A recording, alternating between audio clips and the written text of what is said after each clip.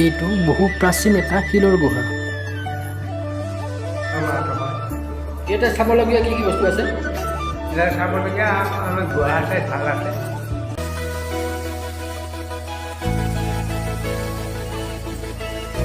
এইটো যজ্ঞকুণ্ড।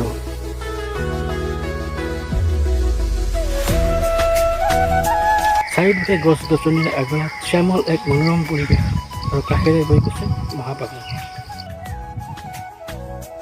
নমস্কাৰ, আজি আমি অৱস্থান কৰিছোঁ ধলপুৰ পাহাৰত।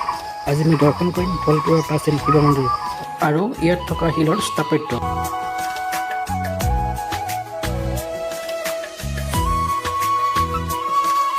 ব্ৰহ্মপুত্ৰ চৰ-চাপৰিৰ মাজে মাজে ইটা পৰা সৰু ৰাস্তাৰে আমি আগবাঢ়িব ধৰিছোঁ ধলপুৰ অভিমুখে।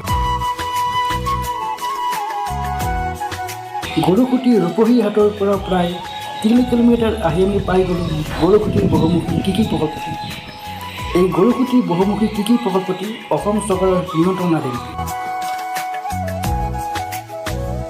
বহুমুখী কৃষি প্ৰকল্পৰ পৰা প্ৰায় 1.5 কিলোমিটাৰ পথ আহি আমি মুখামুখি হ'লোঁ আচল চৰ-চাপৰি অঞ্চলৰ পথঘাট। ৰাস্তা বুলিবলৈ প্ৰায় নায়েই। চৰৰ মাজে মাজে সৰু লুংলুঙীয়া পথ, ৰাস্তাত দুয়োদিশে দিগন্ত বিস্তৃত কেৱল মাকৈ আৰু মাকৈ। চৰ-চাপৰি এই অঞ্চলবোৰত আজিৰ পৰা 4-5 বছৰ আগলৈকে অবৈধ বাংলাদেশীয় লোকেৰে ভৰি আছিল।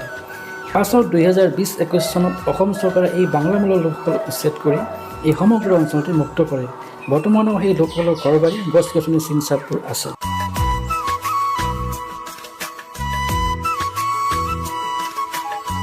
আহি আহি আমি পাই গ'লোঁ ধলপুৰ পাহাৰ। ইয়াতে আছে বাবা ভোলানাথৰ আৰাধ্যস্থল।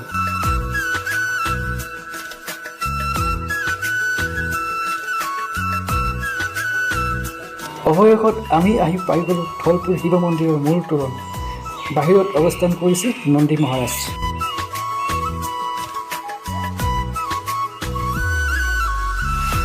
তৰুণ পাৰ হোৱা পাছৰ পৰাই চিৰিপথৰ সৌন্দৰ্য মনোমুগ্ধকৰ।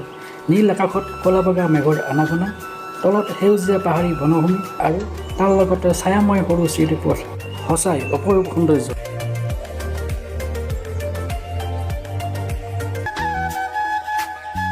কিছুদূৰ অহাৰ পাছতেই আমি পাই গ'লোঁ মূল মন্দিৰভাগ।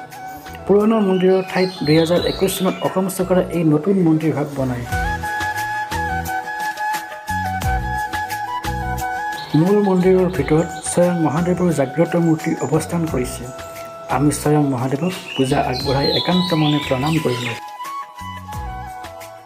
আমি বাবা ভোলানাথক সুন্দৰভাৱে পূজা আগবঢ়ালোঁ। পুৰোহিত দেও নাম ধৰি সুন্দৰভাৱে পূজা দিলে। সঁচাই বাবা ভোলানাথক পূজা দি মনত এক অন্য ৰকমৰ শান্তি লাগে। এইটো মন্দিৰ কিমান পুৰণা মন্দিৰ? এইটো মহাভাৰতৰ জীৱন। কি কৈছে? মহাভাৰতৰ জীৱন। পাণ্ডৱ কৌৰৱসকল থকা শিৱাৰ্থী হয়, বৰবুমান হয়। বৰবুমান গোটেই স্বৰ্ণমাত হয়। ইয়াতে চাবলগীয়া কি কি বস্তু আছে? ইয়াতে চাবলগীয়া আমাৰ গুহা আছে, ভাল আছে। ধলপুৰ অঞ্চলৰ প্ৰাকৃতিক সৌন্দৰ্য যেন সৰলতাই ভৰা। দিগন্ত বিস্তৃত সেউজীয়া খেতি-বাৰী, নানান ধৰণৰ গছ-গছনি, চৰাই-চিৰিকটি আৰু সৰু ডাঙৰ নদীৰ স্ৰোতত ভৰা। এইবোৰে এই এলেকাৰ গ্ৰামীণ জীৱনক যেন প্ৰাণৱন্ত কৰি তোলে।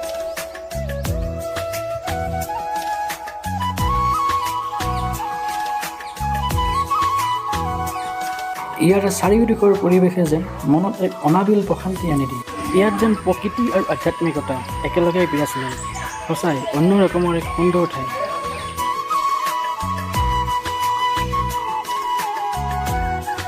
এই ধলপুৰ পাহাৰত আছে প্ৰাচীন কালৰ কিছুমান শিলৰ কীৰ্তিচিহ্ন। এইবাৰ আমি আহিলোঁ এই মন্দিৰৰে এজন পূজাৰীৰ সৈতে প্ৰাচীন সময়ৰ কিছু শিলৰ স্থাপত্য চাবলৈ। এই ধলপুৰ পাহাৰ এলেকাত প্ৰাচীন কালৰ এটি গুহাৰ চিন পোৱা গৈছে। কালৰ সোঁতত এই গুহাটি মাটি বালিৰে পোত হৈ বৰ্তমান নামমাত্ৰ হৈ আছে। প্ৰাচীন প্ৰবাদ অনুসৰি পাণ্ডৱসকলে বনবাসৰ সময়ত এই ধলপুৰ পাহাৰ এলেকাতে হেনো কিছুদিন কটাইছিলে। হয়তো এই গুহাটি পাণ্ডৱসকলে জিৰণিৰ ঠাই হিচাপে এই মন্দিৰ এলেকাত দেখা পোৱা যায় এটি প্ৰকাণ্ড শিলাখণ্ডৰ ওপৰত বনোৱা এখনি ঢাল। জনশ্ৰুতি মতে জনা যায় মাজুপন্ত ভীমসেনে এই শিলাখণ্ডৰ ওপৰত বহিয়েই ঢাল খেলিছিলে। সেয়েহে এই শিলাখণ্ডক ভীমৰ ঢাল নামে সুপৰিচিত। ইয়াৰ এলেকাটি খুবেই শান্ত আৰু শান্তিময়। চাৰিওদিশত শ্যামল প্ৰকৃতি আৰু স্নিগ্ধতাই মানুহৰ মন প্ৰাণ ভৰাই তোলে। আমি বেছ কিছু সময় একান্ত মনে বহি ৰ'লোঁ এই মনোৰম প্ৰকৃতিৰ মাজত।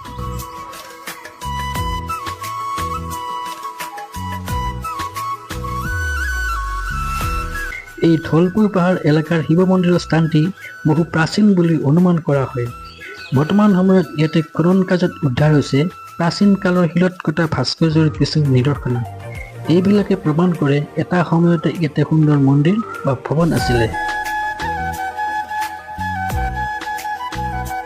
চাওক, সম্পূৰ্ণ ঐক্যতৰ ৰূপত থকা এইবোৰ শিল স্থাপত্য। এইটো অষ্টকোণ আকৃতিৰ এটি স্তূপ। এইটো শিলত ফুল কটা এটি সুন্দৰ নিদৰ্শনা। মূৰ্তিবিলাক কেতিয়া?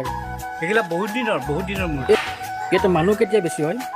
মানুহ ইয়াতে শিৱৰাত্ৰিত হয়, বলবমত হয়। এই যজ্ঞটো কেতিয়া হয়? যজ্ঞটো শিৱৰাত্ৰিত হয়। প্ৰতি বছৰ শিৱৰাত্ৰি? প্ৰতি বছৰে শিৱৰাত্ৰি। ইয়াত চাবলগীয়া বস্তু কি আছে? চাবলগীয়া মিউজিয়ামত আছে বস্তুবিলাক। প্ৰতিদিনেই এই ঐতিহাসিক আধ্যাত্মিক ঠাইখন দৰ্শন কৰিব দূৰ দূৰণিৰ পৰা বহু লোক আহে। আমি ভগৱান শিৱ বাবাৰ জাগ্ৰত মূৰ্তিৰ দৰ্শন লাভ কৰিলোঁ। লগতে মন্দিৰ এলেকাৰ সকলো চাই মেলি দিনৰ শেষ পোহৰৰ আলোকত উভতনি যাত্ৰা কৰিলোঁ। সঁচাই সুন্দৰ এক অভিজ্ঞতা।